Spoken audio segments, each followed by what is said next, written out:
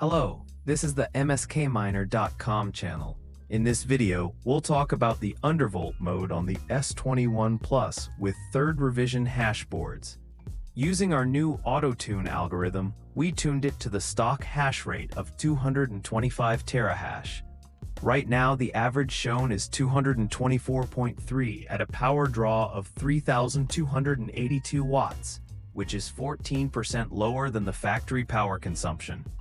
At the stock hash rate, you save 14% on electricity. That gives you about 11% net profitability after the dev fee. The device has been running for about 2 days now, and all charts are stable. So it's up to you.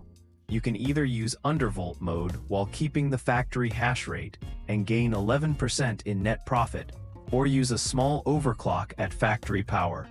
In that case, your net profit is around 7%. The choice is yours.